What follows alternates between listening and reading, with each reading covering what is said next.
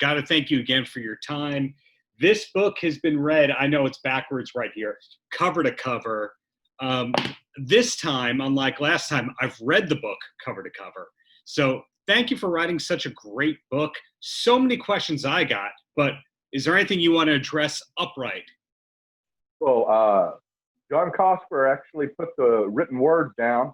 I just kind of mouthed my story, telling all these wild-headed adventures that I've been on. And we conversed over the telephone and recorded the conversation. He just said, "Go ahead, JJ." And I guess he went and took a shower while I just kept blabbing on and on. The only person that can blab more on and on than me is Rock Riddle. Yeah. But we love Rock, and we intend to have him in a movie next year that Evan Ginzburg and I are producing. But back to John Cosper, what a great author. And he called me one day and said, Jim Phillips actually was writing for the gorilla position. And he wanted to do a book on me, but he was so covered up with the gorilla position and everything he was doing, we just couldn't move quick enough. So I moved over to John Cosper, but Jim wrote the forward there in the book, the little intro thing. And then my great pal Jimmy Hart also wrote some stuff talked about a little bit of our adventures too in the beginning of the book. But John Cosper, I have to give him the majority of the credit because he was able to encapsulate all these stories and I think make it interesting for people who like wrestling and people who don't really know anything at all about wrestling. I wanted to kind of cover all the bases, Yeah, you make a really, really good point there that let's say you didn't like wrestling at all. This is still such a great, great read because if you like Hollywood anecdotes, there's those musician anecdotes from your time working the recording studio along with the Hollywood stuff about how you became a musician. In fact, I would argue that aside from you talking about some of the wrestling related successes you had, there's almost no wrestling in this book. There's nothing, you're not using smart quote unquote terms. You're not pulling the curtain back in a weird way. There's no gossip that's mean about people. It's almost like the second nicest wrestling related book on the planet. Bill Apter's being the first. Thank you. Thank you very much, Darren. I'm almost don't know what to say, but thank you. But I wanted to relate it to where that people of all ages and interests, if you like Elvis Presley, I got my Elvis Presley encounter in there for you. If you love Hulk Hogan, I got that. If you don't care about Hulk Hogan or Elvis, I've got other stuff. I think there's a little something in there for everyone. And I was just fortunate enough to be able to, have these experiences around all these icons. I'm just a little guy from a little small town in the middle of nowhere. It's a resort town, it's a beautiful town where I'm from here. But, I wasn't any big deal. I was just a local guy. And I was in the talent shows and the little groups that we had. We played the fairs. And we were the sock hop band, back in the mid-'60s when we were, like 14 years old. I joined the Sounds Unlimited here when I was 13.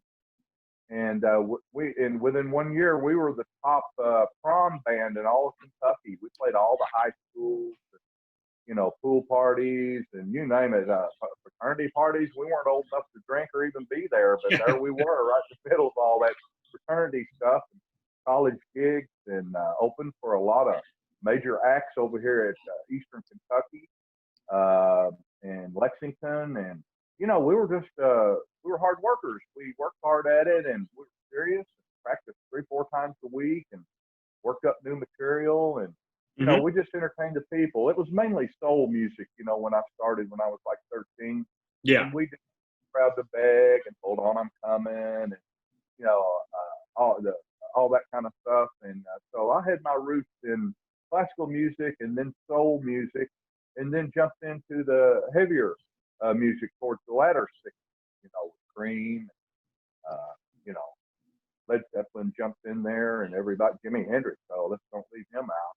Right. So, really covered a lot of different styles and genres, and that wound up helping me to be able to do the wrestling music for different characters. Yeah, and without giving away any of the great stories that happen, going down the list, there's a great Colonel Sanders story.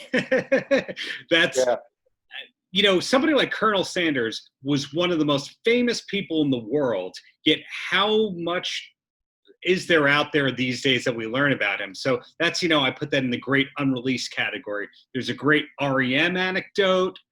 There's a great Jackie Gleason story. Gene Simmons, you and me have something in common. All of my interactions with Gene Simmons have been so positive and humility oriented and wonderful. And you just always hear these bad stories. It almost makes you wonder, was Gene Simmons influenced by professional wrestling, the way that he puts out this tough exterior, yet the people who actually are in a room with him experience a nice, relaxed guy? Well, I heard Ace Frehley was talking on one of his interviews I was watching the other night. And I'm looking forward to meeting Ace. Might wind up doing a little project with him. I don't want to step over the line here and go too far, but at any rate, I'm hoping to. And pardon, allergies, they got me. Yeah, but, here too. He was so polite when my encounter with him at Glen Glen Sound. Won't ruin it for people. Give him a little teaser. He did the movie Runaway with Tom Selleck and Kirstie Alley, and he had a great evil character in that. And I was in charge of the theater there of greeting the celebrities, asking what they needed. And I was like a feather duster, for Glen Glen Sound Company. We had a private major theater that was just for the producers, the actors, the family. It wasn't open to the public. But he came out halfway through the feature for the screening for all the private parties, and the producers, and so forth, and actors. He came running out, and he looked at me, and he says, "Brother," he said, "I can't stand to look at myself act." I said, "Well, that's the sign of a great actor." I think Marlon Brando said that. Some of the greatest actors ever lived, they look away when they show their clips and stuff. But I said, I watched them putting it together, Gene. You are a fabulous actor and an unbelievable bad guy. I said, wow, I think people are going to be amazed at what acting ability that you have. It's really great. He said, man, you really think so? And I went, he said, you're not just saying that, are you? I mean, and I said, no, I'm not saying, I'm telling you the truth. He said, well, I really appreciate it. He said, would you mind, come outside and talk to me for a few minutes? Because I just can't sit there and keep watching myself. I'm afraid somebody's going to laugh at me. And I just thought, wow, what a humble person. Gene's humble. Yeah. That Ace project, you don't have to say anything more, but an interesting thing to me about Ace Frehley is he's on this label that's, I think, secretly owned by Hasbro, and they, I think, are committed to another 3 or 4 albums from him, that series of covers albums. So whatever it is you do, I'm glad that as a Kiss fan, we're going to see not only more Ace music, but potentially with a great songwriter like yourself. Well, I heard Rock Soldier last night, and I went, whoa, wait a minute, Ace, this sounds like some wrestling stuff. I said to myself, I said, wow, this guy and myself, we're on the same type of wavelength there. And Ace also, he plays drums. He's a good drummer. He's a talented guy, but he just sits there. He says, I don't know anything about anything. Well, I tell you what, Ace, you know a lot about a lot of things. Yeah.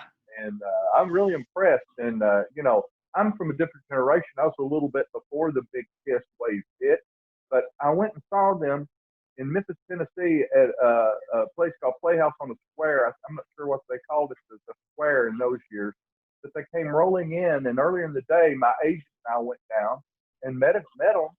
And the fire department told them, says, hey, guys, you can't use the pyro here because look how low the ceiling is. And they were pretty upset about that. But man, they, live, the records I liked okay and everything, but live, they just had a dynamic that was beyond the records to me. Their live show, and even without the pyro and everything, they didn't need it. I mean, they were like a tank rolling right over you. I was really, really, I'm always critical of groups that can go in the studio and spend 37 years in there and sound like the Beatles or something. But, when you're live, you can't really get around that. That shows what you're made of. Yeah. And I was really impressed with this right there. I was a believer. After I saw their live performance, I started paying more attention. Right. Well, totally different wavelength here. One of the things that made you successful is writing music for other performers, for other artists, and all that. One of the cautionary tales of the music business is artists not understanding publishing and licensing. Did you have that wake-up call, or did you from the get-go know about keeping your own copyrights? Yes, I knew. My father was a business instructor for the vocational program after World War II. I wasn't born until my parents were like 42 years old. They were born in 1911. So I barely got here. I have two elder brothers, one that's 10 years older and one 15 years older. My brother closest to me, Walter, he was a lawyer, and then he became a district judge, and then he became a family court judge. So he's been in the legal system. And so he always told me, and my father creating business courses for the vocational program for the state of Kentucky, whatever, that he said, you better, playing a few notes is pretty cute, but you better figure out you're good enough that you better learn what the business is, because, it sounds like you're able to make some money out of this. And so Dad was always imperative on beating it into my head to get the book, learn, call a lawyer, do whatever, but figure it out. Don't get there and then be like everybody else and then wind up with nothing, And so I was, I educated myself, and I negotiated all the deals with WWF, and they were just getting in. They were in the wrestling business, and they decided to also get into the record business too, but they didn't have to do the record. So, I told them, they said, well, Mr. Maguire, we love what you and Jimmy Hart do for us. It's really added a great dimension to our product, but we don't want to have to hire a whole wing of individuals to do the paperwork and phone calls. And I said, hey, you won't have to do anything. I said, I'll set everything up with the Performing Rights Society, and we as writers can choose who we want to be with.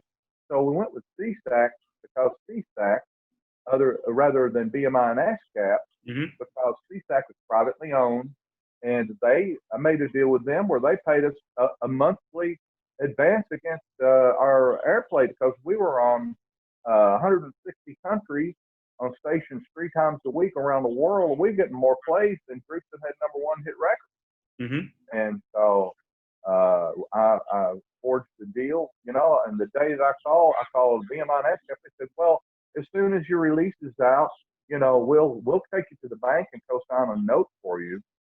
No thanks. So call CSAC, and when I call CSAC, I'll be dead darn. If this is JJ Maguire, I'm representing myself and Jimmy Hart as part of the WWF, and we're doing the music, and we're on NBC, ABC, everywhere, all over the world, and blah, blah, blah, all the auditorium. One moment, please. Click.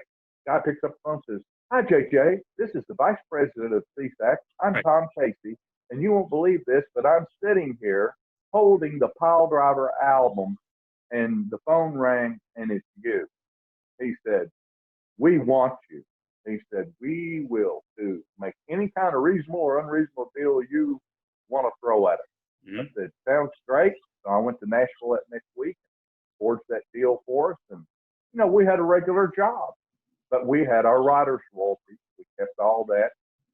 WWF was the publisher, but, we had retained our writers' rights through the whole thing. So we did real well. And, as a matter of fact, people said, did you ever make $1 million? And I said, I made more than $1 million over time, but I did keep my first $1 million bill that I got. So I still got that. No, it's just, you didn't get that from Ted DiBiase for writing his theme song, right? No, but it's all about the money. He did tell you that. And Jimmy wrote those fabulous words. I came up with some pretty snappy music, maybe. But the icing on those songs was the ones that had lyrics and words. Sexy Boys, great lyrics. Jimmy Hart is. We were in the Gentry together, and Jimmy's a genius. And he wrote some earlier hits before I got into Gentry on an auto harp. He can bang on piano a little bit, but he doesn't really know structure of music per se. But he knows what sounds right. Right. And he wrote quite a few history of gentry before I got in on an auto harp. It's the thing that's flat. Some people call it a zither. Mm-hmm. And you've seen the old-fashioned players hold it on their shoulder and strum that thing and sing along. It's got the chords on it. You just push the buttons. It makes different chords. But Jimmy wrote 3 or 4 top 40 records for the Gentrys after "Keep on Dancing" on that auto harp, And but he'd sing it in falsetto, Yeah. And then I would come in and I go, "Okay, Jimmy." And then I would convert it into a normal key, where it could be sung normal. But we just were lucky, and we got in there at the right time when all those icons were piling in. We had the opportunity between '87 and 2000. Jimmy and I had 96% of all WWF. Jim Johnson, another master of wrestling ring music, of course, he got a gig doing music for Deep Space Nine TV show, and he didn't have time to continue to do all those themes, and so that opened the door for us, because Jimmy Johnson does great work and did great stuff too, and he's written plenty of icon themes himself. But of course, Jimmy Hart and I, we had hit records in the pop music field, and Mm-hmm. I think we had a good idea of what the general public really wanted, and that's why we had so much variety in our thing. Yeah. One of the things that intrigues me about you is how much success you've had commercially. Like, let's forget about critical success because that's very subjective, but how much commercial success you've had. Yet you've never been the guy that's shouting from the mountaintops like, "Hey, look at how successful I am." You're not the flashy guy. There's been people who've had... I'm getting flashier, though. I'm getting flashier. Okay, fair. I stand corrected. But there's been people in the music business who've had 1/10, like less than 1/10 the success that you've had in terms of the number of cuts, what people call when you have a song that's recorded and released in some form.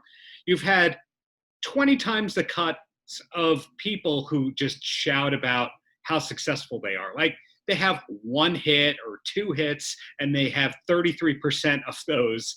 And the rest of their lives, they kind of coast on that. Like, "Hey, that guy sitting at the bar? Yeah, he co-wrote blank." So in your case, whether or not these songs actually charted really high, whether or not they became platinum selling albums, you had dozens of songs played on weekly television at a time for years and years and years. And how is it that you're so modest and low key? Oh. Well, thanks for saying that. My parents always brought me up to never try, don't think that you're bigger and better than you are, because there's always somebody right beyond that door that's better and bigger and badder and better than you, no Mm-hmm. matter how good you are. And don't ever think that you've hung the moon. And they always drove that in around the dinner table. And we had big success with the regional band Townsend, playing those fairs and winning all that stuff and everything. And my mother said, "Well, maybe you're not as good as you think you are." I said, "That's my own mother saying that." Yeah. And I said, "Well, maybe I'm not." But I said, "But Mother, we'll let the people decide." She said, "Well, that's who's going to decide. But don't you ever think that you're bigger or better than people." I said, "I would never think of it." So I was kind of conditioned and, to be respectful of elders and hold Mm-hmm. doors for ladies and, old school stuff. And, and it's worked out pretty good for me. And I've never been jealous of great stars. And I've made friends with some of the greatest icons that's ever lived in showbiz. Mm-hmm. And if I were jealous of those people, you think that they would have accepted me and I would have learned from them? No. I always wanted to learn and appreciate people that are better than I am. There's plenty of them out there, but I just always did what I could do and what I can do, and I put my whole heart into it, and I was serious, still am. And if people still come up and say, "Man," a friend of mine, Stephen Platt, says, "Yeah, every day when I drive to work in the morning, first thing I throw on my CD player in the car is the Beverly Brothers thing." I went, "What?" Let me think. I think I can remember what that was. So I went back and pulled it out. I went, "Yeah, that doesn't sound too bad." But, yeah, these guys, they still love the music, you know, and I just figured that people would like it for a couple of years or so, and there'd be something to talk about. And thank you very much, and good evening, ladies and gentlemen. But Right. here we are 34 years later, and people seem to be as excited as much or more maybe that they were at the time. It gives me great joy that I gave people joy. I didn't get into it really to think I was going to get there, but I wound up making $2 million out of it. You know, I didn't get into it thinking I'm going to be the sexiest man alive. Well, I met a couple of nice ladies along the way, but I married one of them. I've got two beautiful teenage kids, even though I'm older and whatever. And life has been nice to me. But I've tried to be nice to life and people. Mm-hmm. That's the key here, is that if you go out of your way, and this is one of the reasons I like this big phenomenon sensation, the BTS group in Korea, South Korea, is they, you know, listen, they've got an atheist in the band, they got some Buddhists, they got some Christians. I mean, but yet they've come together to promote international unity, even though they have no maybe religious belief, or some of them do have, and one of them doesn't. But that doesn't make any difference, because they're still coming together to promote unity between people and countries. And I think they're doing a great job of that. These guys are humanitarians, you know, like I'm a Kentucky Colonel. That's what we're supposed to do. Right. That kind of thing. And, you know, they're doing that through their music. And, you know, I think that's really cool. And I really, I love BTS. I think they're doing a great job. And, you know, they've got, you know, there's haters. People don't like Hulk Hogan, don't like me, maybe. Nobody likes everybody. That hard to believe. Well, yeah, but you know, the wrestling really was about promoting joy. Yeah. Those storylines and those characters and that over the top stuff and all that color. It was all for the people. Yeah. You know, it's all for the people. That's it. And that's why I got into it, because I like to see people have fun. It's all about fun. Yeah. You mentioned at the top that you have a movie in the works with Evan Ginzburg, who is another unsung hero of wrestling, in my humble opinion. But before I get there, you've written over 100 songs that have been used at different points for wrestlers. Do you hope to still write another theme, or is that just the past and BTS is where you want to be in terms of writing? Well, I love the K-pop groups, and I do have a lot of material that fits their motif to a T, you know, and I would love to dream of getting some material to them, and I may well do so. But yes, I'm still active. I was contacted by QPW, Qatar Pro Wrestling. Mm-hmm. Ali Mariafi contacted me about doing music for their organization over in Qatar. And I said, sure, sounds like something good. Of course, right now, nobody can go over there, and because of the virus and whatever, it's dangerous to try to travel and whatever. But I noticed that he just formed an alliance with Al Snow and Ohio Valley Records. Mm-hmm. So, but he had asked me to do music, and he said, what do you charge? And I said, wow, that's a loaded question. I said, I really need to come over there and see your top tier wrestlers and what their characters are, because that's what I did with Vince McMahon, and I did that with Ted Turner. You know, I looked right in their eyes, face to face, and they looked at me, and they heard what I could do and what Jimmy Hart and I could do, and you know, we forged on from there. So I'm hoping perhaps maybe to meet up with him sometime next year. Is it the kind of thing, if somebody messaged you and went, hey, JJ, Yeah. I'm thinking of a theme, you would not just say no, you'd go, well, let me see, and treat it like kind of a composition job? Yeah, that's how I did it for WWFE and WCW. You know, I went and looked at the character, I met them, and hung out with them. I looked at their gimmick, their clothing, what their finishing move was, you know, all that stuff. And then went back into a room, and Jimmy and I looked at each other face to face and went, well, what do you think? And I said, here's what I think, Jimmy. And then I would, you know, forge something out, and he'd go, that sounds pretty good, Maguire, but he says, maybe make it a little faster. And I go, okay, now make it a little faster. And then he'd say, I think when you get over that part over there, let's go up higher, where it goes up higher, where we sing higher or whatever. Okay. But then he gave me the latitude to create the bed for the themes, and that's what I did, and then he made those suggestions. He wrote the lyrics, and so in the way together, that's the way that we worked. But he gave me the latitude to really come up with the basic music and play all the instruments and stuff because I was able. Right. As your book points out, in the Gentrys, at one point you were the drummer, another point you were playing keyboards, another point you were guitar, another point bass. You're an unpredictable guy, but the movie that you talked about that you're looking to be doing with Evan, are you writing it and scoring it, or what's your role in it?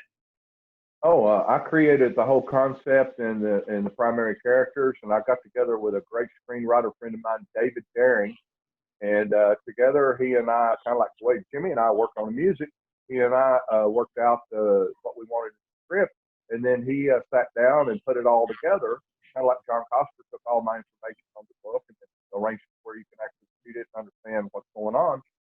And so that's how we did that. And I just 3 days ago got the third draft back, and I had my son read it because my son is 17, but he's got like an IQ of about 160 or something. He's a true genius, but he's a normal guy. Most geniuses like that, Duke University wanted him from when he was in the 8th grade.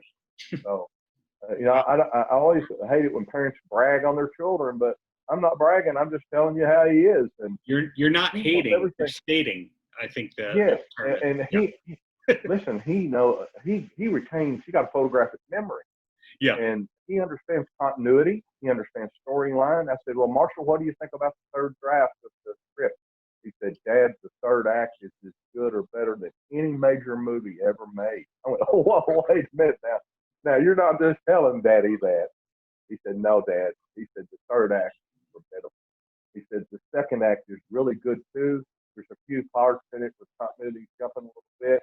He said, the first part is good, but I think it needs to have a little more dynamic action coming at you, in the opening, a little more than what you have. But overall, he said, I give it a B right off the bat, no matter what. But that third act, Dad, is as good as Star Wars or anything that's ever been done. I'm going, well, I hope he knows. I guess I'm trusting him. And I told Evan what he said, and Evan jumped up and down and said, great, because if we have a young person intelligent like that at 17, and he likes that, then we're off and running because, our generation, we're used to slower storylines, slower opening, slower getting into it, and then a big climax with a big deal, and then it was off.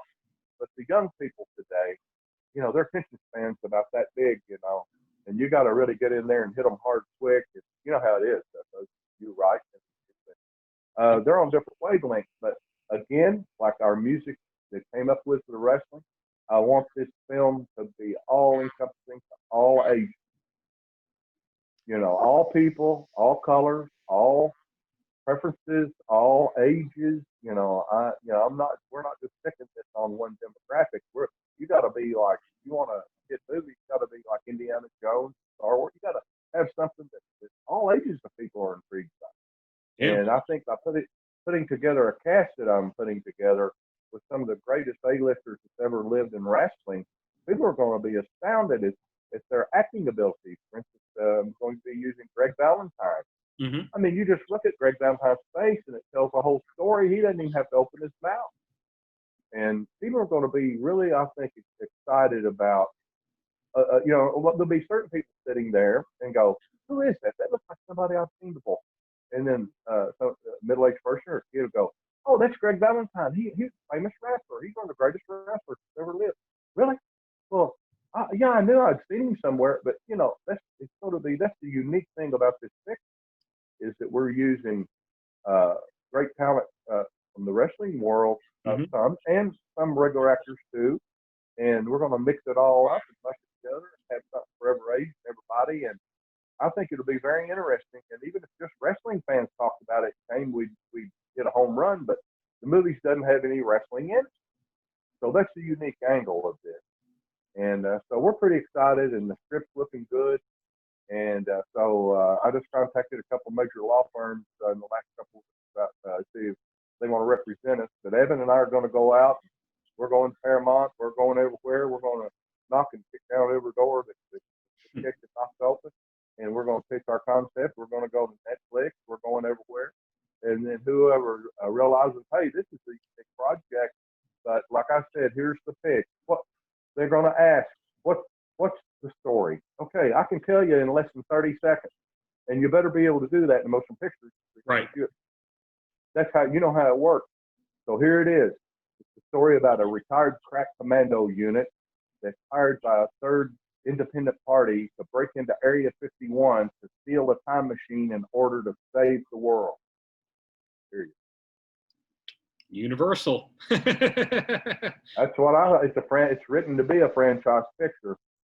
So, and again, we're going to have all ages. It's not going to be a kid movie. It's not going to be an old folks fall asleep movie. It's not going to be a middle-aged, little bit of both things. It's going to be a everything. And that's where we're coming from. And so here we come. Granny, bar the door. Fingers crossed. Well, another thing that I learned from your book, as you learned from Andre the Giant, is never overstay your welcome. So on that note, I'm going to ask you one more question, then you're a free man. And that question, JJ, okay. Yes. is any last words for the kids? You mean the young people? Yeah, I think the young people, because let's face it, as you said, content is no longer written for just one demographic in one zone. So you never know if the people watching you are 8 or 80. My advice to the young people and all people is that you are always able to stay young at heart, no matter how old you are. And as long as your health holds up, you're still youthful. And you see, that's one thing I also like about the BPS group and their culture over there is that they respect elders and wisdom. They don't shun that. And America's getting better about that now, about respecting. I mean, look, the Rolling Stones, they're going to be headlining some of the biggest acts out there are guys that are about 70 years old. Yeah. So it just shows that, like the song says, young at heart, don't ever get too old to dance. Always keep that youth in your mind and in your heart, and you'll be forever young in a certain way. And my advice to young people is do the right thing, help other people, and do everything you can to promote kindness to people, because that's the most important thing that we can all do for each other, is to be kind to each other and encourage each other. So young people, old people, and everybody, I always close with this. I say, God gave me talent, so I took it to the greatest show on earth. I traveled the world with the greatest of all time, unbelievably entertained people of color and all walks of life. Who knew that wrestling is such a powerful force? I did. I can't top that. JJ, the next time we talk, I'm going to bother you for your band opening up for Van Halen. We'll talk Strangler Lewis. The sky's the limit to what we can talk about, which is one of the things I appreciate about you most. So thank you so much for your time, and just keep up the greatness. Thank you, Darren, and love you, brother, and thanks so much, and you keep up your fabulous work. Thanks a lot. Thanks, man. Bye, everybody. See you soon. Paltrocast.